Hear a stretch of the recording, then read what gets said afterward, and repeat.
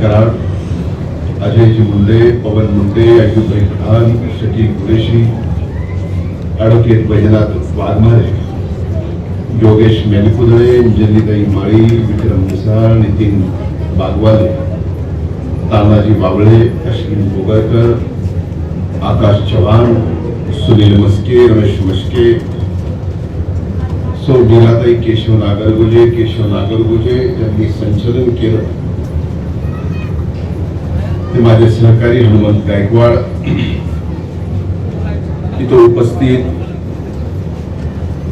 साठेनगर जयंती उत्सव समितीचे सर्व सदस्य, मी साठेनगर मध्ये इथं उपस्थित असलेल्या अनेक जणांचं नाव घेऊ शकतो, पण पुढे आणखीन SIR ची एक बैठक आहे, महत्वाची, ती वेळेत व्हावी म्हणून त्या सर्वांची क्षमा मागून आजच्या या जयंती उत्सवाला इथं उपस्थित साठेनगर आणि परळीनगर येथील माझ्या माता भगिनी, वडीलधारी मंडळी,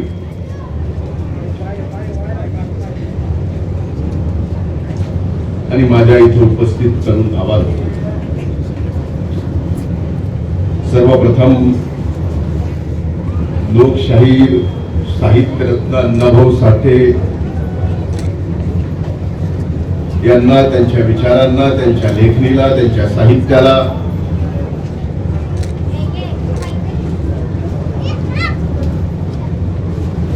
त्यांच्या शाहिरीला मी एक वंदन करतो आणि आपणा सर्वांना साहित्यरत्न लोकशाहीर अण्णाभाऊ साठे जयंतीच्या निमित्तानं मनपूर्वक शुभेच्छा देतो.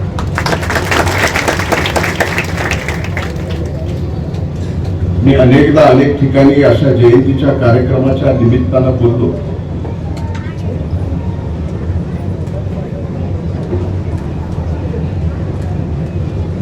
या देशाने जगाला अनेक महापुरुष दिले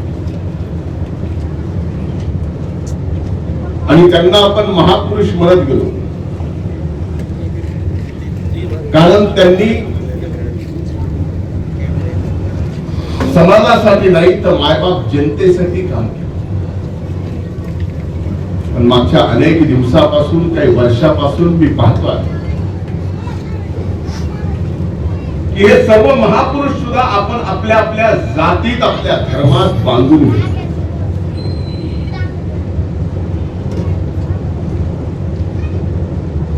युगपुरुष छत्रपती शिवाजी महाराजांची जयंती आली आणि तो जयंती उत्सव साजरा करायचा म्हणलं की फक्त मराठा समाजानं पुढे यायचं आणि ती जयंती साजरी करायची.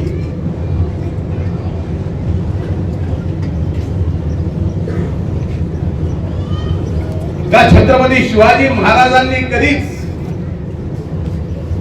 फक्त मराठा समाजासाठी स्वराज्य उभं केलं नाही, तर छत्रपती शिवाजी महाराजांनी 18 पगड जाती धर्मासाठी स्वराज्य उभं केलं. त्या स्वराज्याला छत्रपती शिवाजी महाराजांनी ना छत्रपतीचं स्वराज्य, ना शिवाजीचं स्वराज्य, ना भोसलेचं स्वराज्य, ते रयतेचं राज्य म्हणून छत्रपती शिवाजी महाराजांनी ज्यावेळेस सांगितलं, त्यावेळी छत्रपती शिवाजी महाराजांची जयंती मराठा समाजाने नाही तर सर्व 18 पगड जाती धर्मातल्या लोकांनी घेऊन साजरी केली.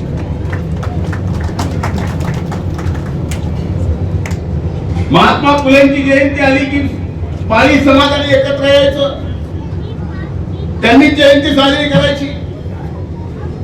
का महात्मा फुलेंनी स्वातंत्र्याच्या अगोदर जी शिक्षणाची चळवळ उभी केली, ती शिक्षणाची चळवळ फक्त माळी समाजासाठी नाही तर गरीबातल्या गरीब, कुठल्याही जातीतला असो, कुठल्याही धर्मातला असो, ती चळवळ महात्मा फुलेंनी त्या जाती धर्मातल्या सर्व लोकांसाठी केली होती, माळी समाजासाठी.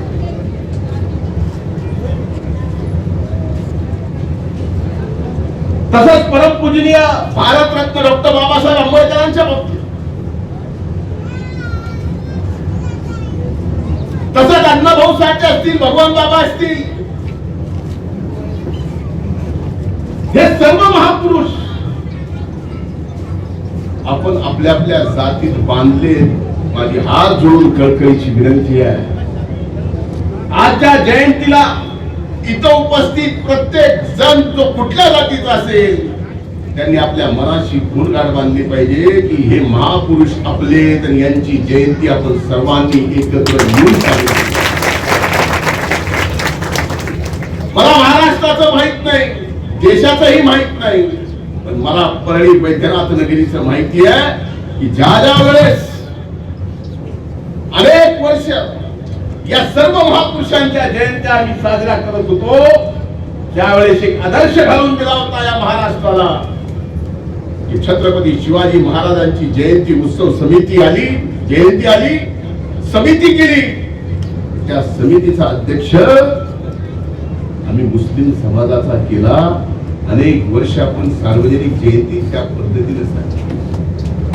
परम पूजनीय डॉक्टर बाबासाहेब आंबेडकरांच्या जयंती आली, त्याचा उत्सव समिती झाली की त्या उत्सव समितीचा अध्यक्ष बाजीराव भैयांना. असे किती महापुरुषांची उदाहरणं देऊ की ज्यातलं खऱ्या अर्थानं आपण समजतो हे महापुरुष फक्त एका जातीचे नाहीत तर सर्व जाती धर्माचे.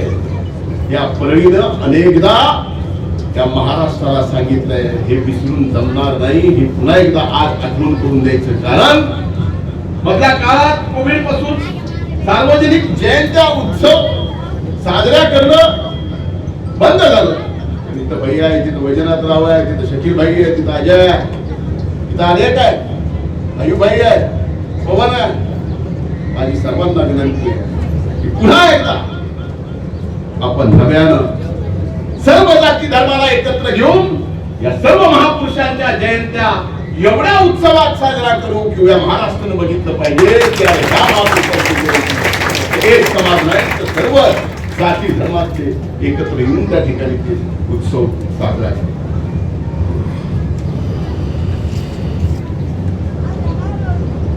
मी जर अण्णाभाऊ साठेंच्या वर बोलायला लागलो तर मी तसा मूळ व्याख्याता त्यांना सांगितलं. जगतकर सरांना माहिती अनेक ठिकाणी छत्रपती शिवाजी महाराजापासून धर्मवीर संभाजी महाराजापासून साहित्यरत्न अण्णाभाऊ साठे, महात्मा फुले, परमपूज्य डॉक्टर बाबासाहेब आंबेडकर या सगळ्यांवर या महाराष्ट्रात अनेक ठिकाणी जाऊन अनेक मोठ्या मोठ्या व्याख्याच्या सोबत मी व्याख्याने केली.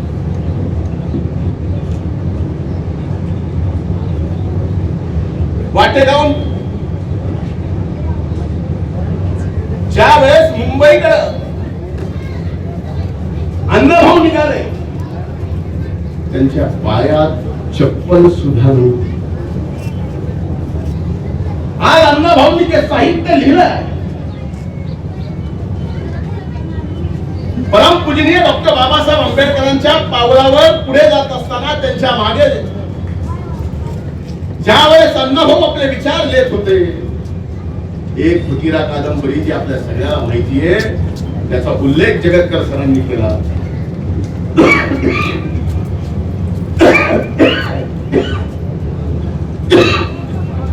ती फकीरा कादंबरी बाबासाहेबांची पहिली भेट घेत असताना अण्णाभाऊ साठेंनी कुणाला भेट दिली असेल तर ती परमपूजनीय डॉक्टर बाबासाहेब आंबेडकरांना.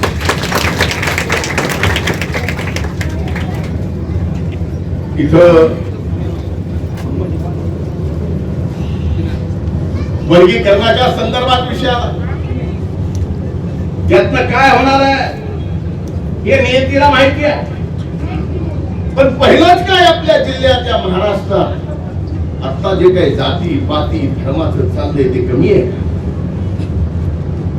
की आपण पुन्हा नव्यानं अनेक गोष्टी करतो.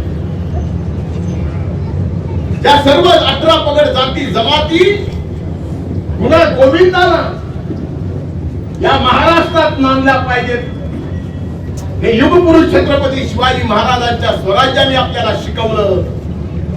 ते मात्र मागच्या काही दिवसापासून ते जाती पातीचं एवढं भयंकर आग डोम आता पुढे आलाय. याला आपण सर्वांनी एकत्र आहोत हे दाखवूनच ही आग विझवण्याची गरज आहे. ही आग विझवण्याची गरज आहे. ज्यांनी आग लावली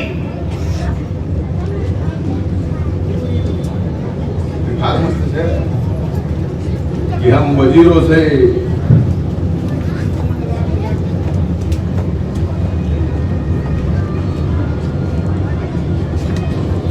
कुछ मिलने की सिफारिश नहीं रखते. हमें मालूम है जर्रे को तारा कौन बनाता है. हे महत्वाचं नाही.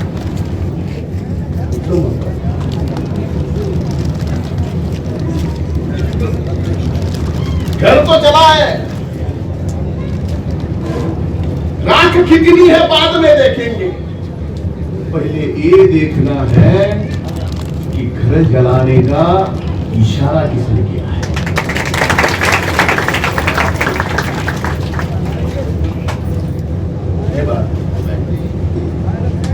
म्हणून मी आपल्याला सांगतोय की अशा परिस्थितीत या महापुरुषांची जयंती साजरी करत असताना या महापुरुषांनी कुठल्या एका जातीत जन्माला आले त्याच जातीसाठी काम केलंय असं समजून जमणार नाही.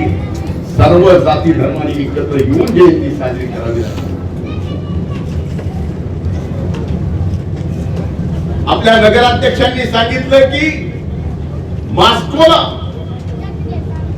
अण्णाभाऊ साठेंचं पुतळा उभा आहे.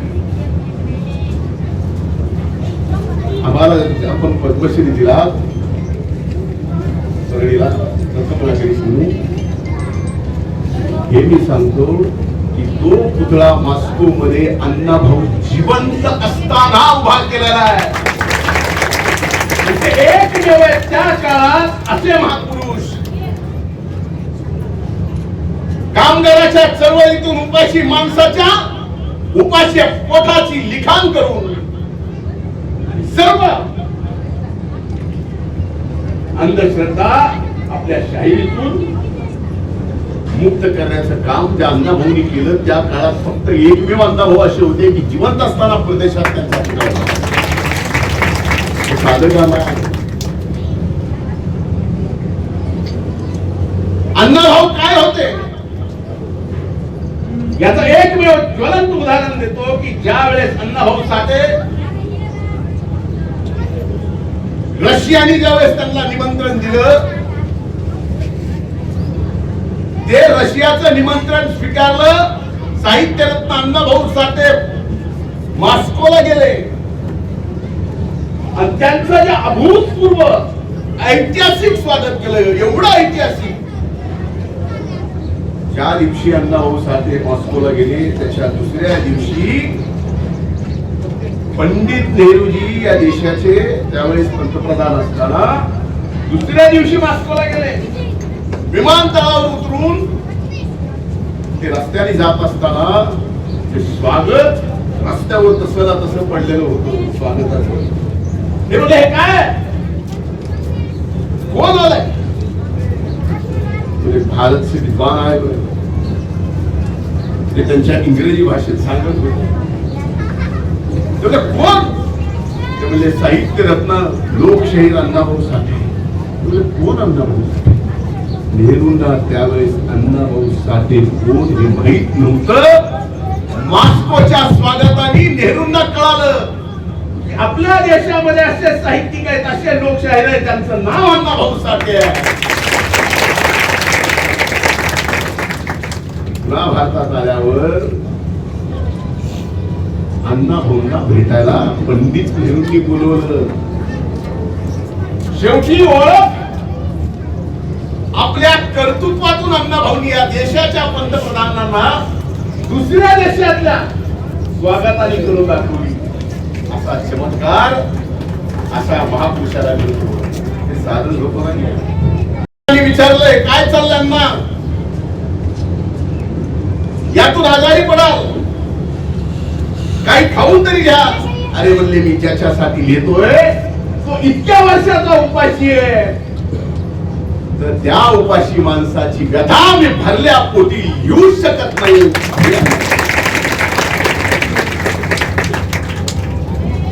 आज यांनी सांगितलं की आपण लक्ष द्या, आपलं लक्ष कमी झालं. मला सांगू इथे जेवढे समाजाची बांधव आहेत आणि भगिनी आहेत त्यांना मी अर्ध्या लोकांना नावाने ओळखतो. मान्य करावं तुम्हाला गोपालराव, मान्य. आमचं दुर्लक्ष नाही, आमचं जास्तीचं लक्ष आणि फारच जास्तीचं लक्ष देत असल्यामुळं आम्हाला काय काय सहन करावं लागतं.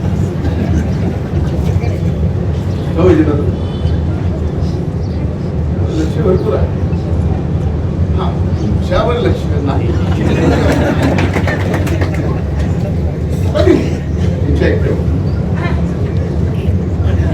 इथे माझ्या माय बहिणी आहेत, तुमच्यावर लक्ष आहे का नाही खरं सांगायचं. एवढं लक्ष आहे, कोणाचं दुखणं असो, ऑपरेशन असो, काय काय नाही सर. प्रत्येक दसऱ्याला येतो, माझं स्वागत करतो. आता मोठा झाला, बाळ होतं त्यावेळेस त्याचं एवढं क्रिटिकल ऑपरेशन. आम्ही निमित्त मात्र आहे, करता करीचा सगळा तो आहे, सगळी नियती करतात. आमच्या हातून घडवते एवढंच. बघा मी किती नशीबवान आहे. मला मंत्री व्हायची पहिली संधी मिळाली आणि जो विभाग दिला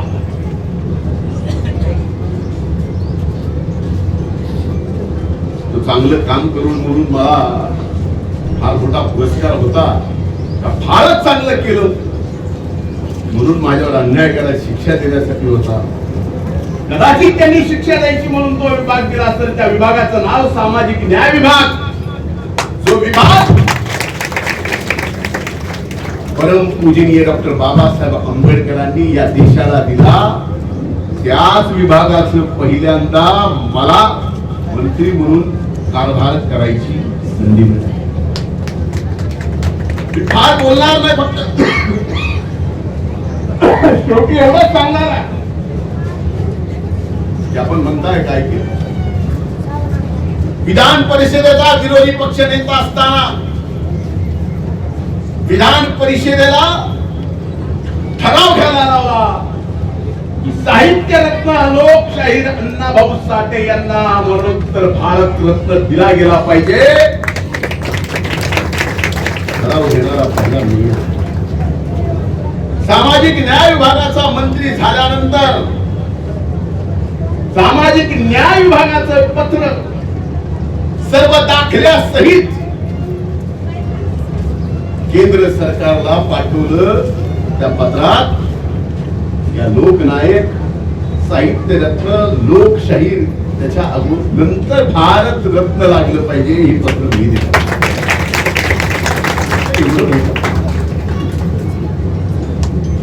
एक गोष्ट लक्षात ठेवा, उपाशी माणसाची व्यथा लिहित असताना, कामगारांची चळवळ उभी करत असताना अण्णाभाऊंनी एक संदेश आपल्या सगळ्यांना दिला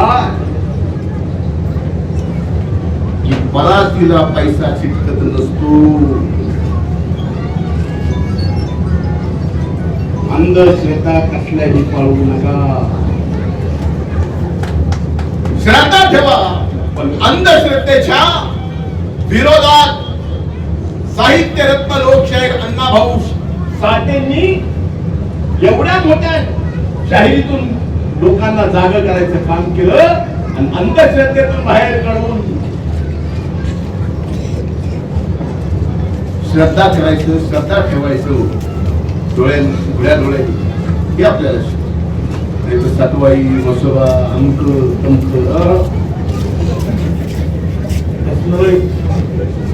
म्हणून आज एक संकल्प करूया.